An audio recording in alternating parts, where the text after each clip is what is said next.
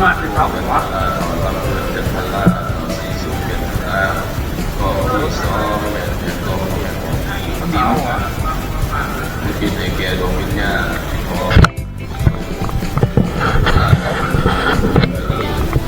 ก็ที่สามจังหวัดอะไร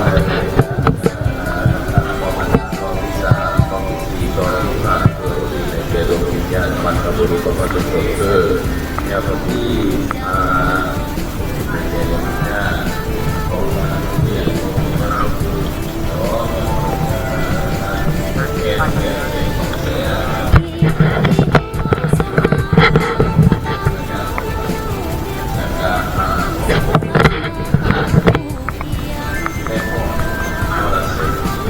และต่างคนที่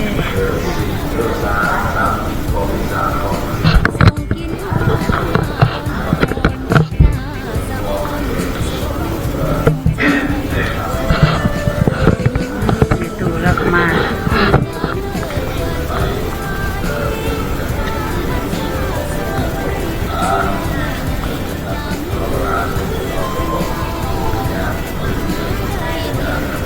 เช้าไปมากเลย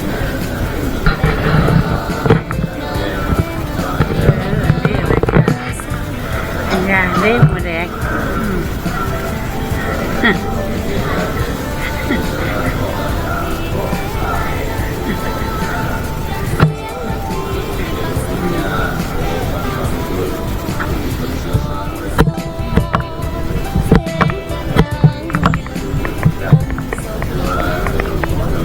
เอาเนี่ยกระบอกชาลิ้นหลอดเอาแม่ข่อยเอาเลยจะเอาอะไรนั่นไปเจ้าเขา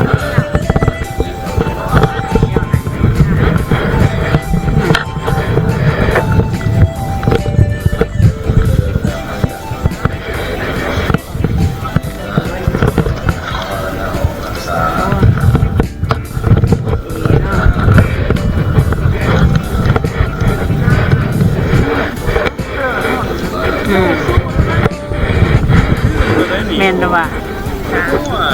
ยังอีกก้อนนึงนี่เลยได้ไหมใหญ่เลยเด้นี่แหละแล้วเท่าลงแล้วแน่นี่เท่าเราเป็นผู้ใด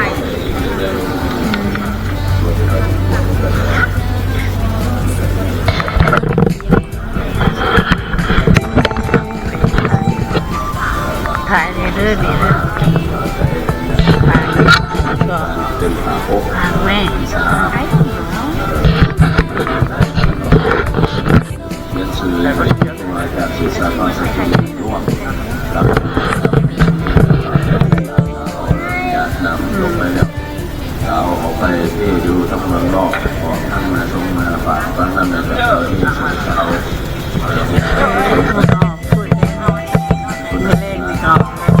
ารไปวิธีไปไหน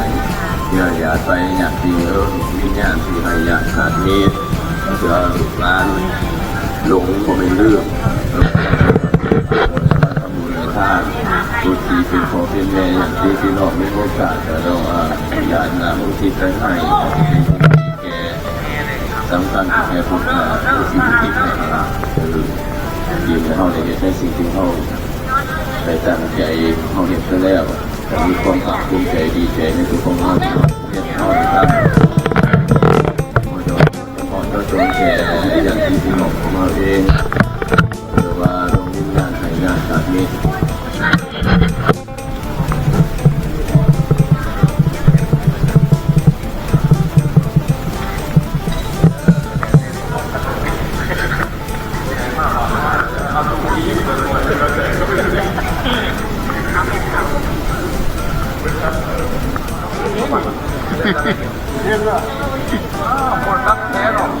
เขาแซวได้ป่ะแต่ถ้ามันจะแซวก็กลัว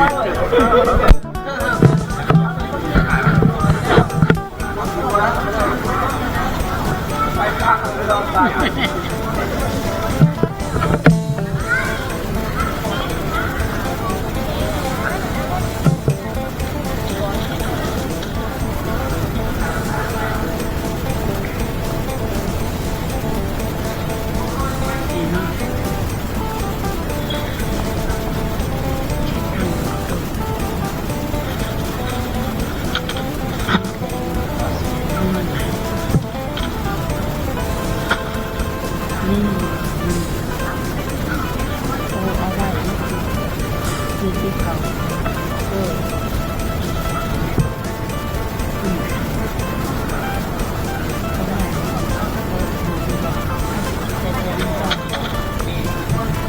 เป็นสีแข็งก็ยังแค่จะว่าเลยนะ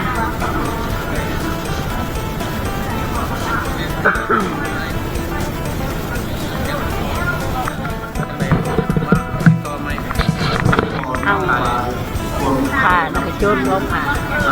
ผ่าน นาไก่นี่ของเจ้าหน้าทางสตีบ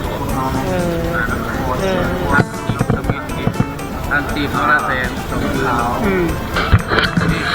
ราคาที่สองนะ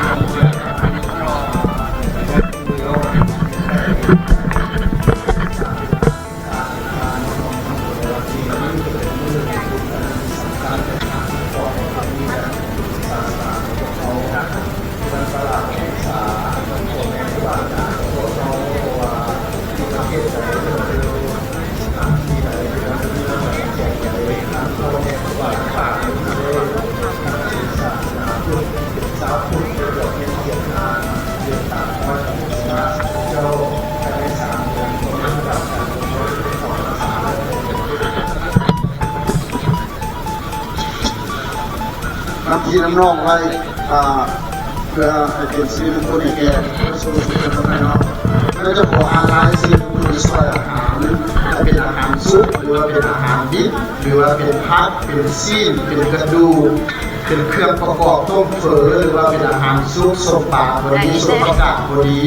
ซุปหน่อไม้พอดีข้าวต้มขนมจับกล้วยทุกสิ่งทุกอย่างที่พอแม่พี่น้องป้าลุงอาได้สละเงินแห้งของพวกข้างเข้ามาซอยกันได้ให้ค่าให้ขายเพื่อให้เป็นศรัทธาเป็นรายได้เป็นศรัทธาวัดใจจากครอบครัวทั้งนั้นเด้อแต่ว่ารายการของเขามีอยู่ดีมีต้มเฝอมีขายตามประพุงมีขนมจับกล้วยมีกินขนมมีกินกล้วยกินเพื่อกินมันส้มปลาพวกไม้ทุกสิ่งทุกอย่างล้วนแล้วเป็นอาหารสำเร็จรูปแล้วที่ได้เห็นมา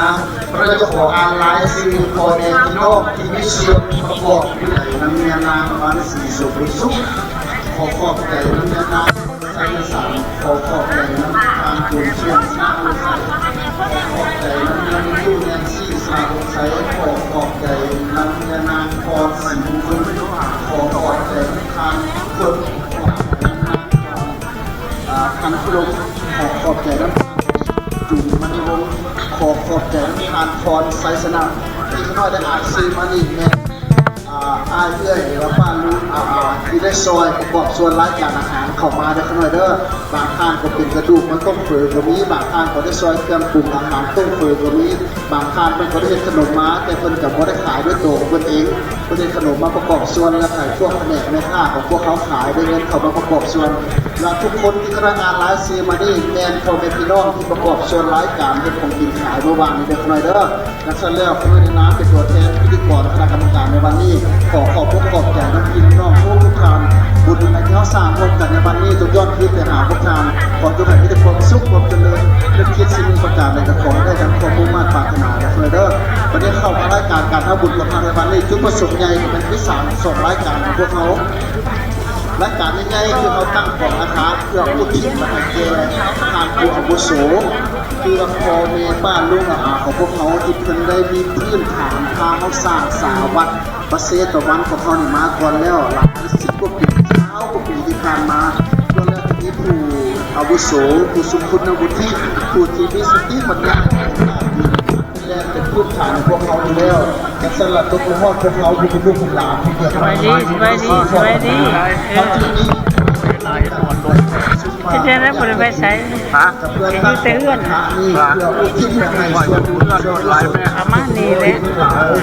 เป็นพ่อเป็นแม่ที่ได้มาทำตัวตู้บุญมากทำของงานในตู้บุญทำของงานตัวตู้บุญมีแก้วกระเสืองานพอตู้บุญมาพันวงงานตัวตู้นุ่งเป็นแสนคำสุขที่ช่วยอ่านพอเป็นพี่น้องสาวพวกเขาหลานแม่นี่เป็นใส่พี่น้องสาวลาวสาวพุทธพวกเขาจะเดินเขาแรกนี่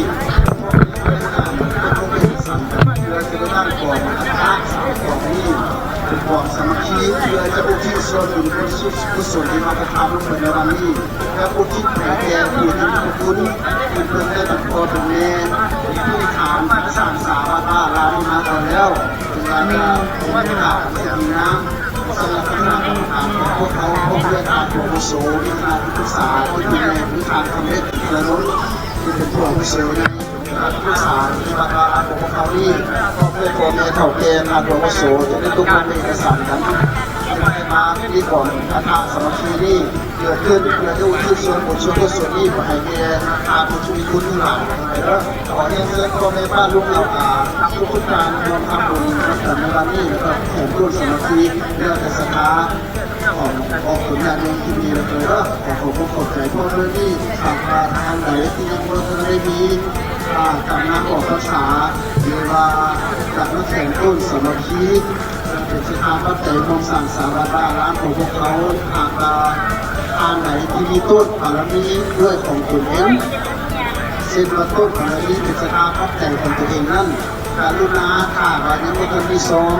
หรือว่านั้นเขาบอกทำได้เขียนซื้อการลุนาให้มาติดต่อคณะกรรมการของพวกเราติดต่อร่วมสิบพันคอนขอจัดการมันเพื่อสุขติดต่อทางของไซต์ของ3 เดือนหรือติดต่อทางพวกที่ทำอะไรก็เริ่มคณะกรรมการพวกเขาชี้หาทางที่ดีพวกเรื่องที่ได้พบสื่อเกี่ยวกับลูกเราที่ทำฮะ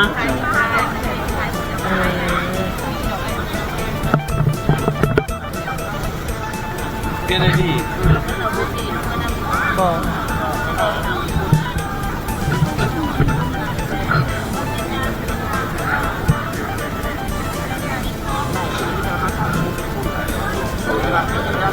อยู่ใน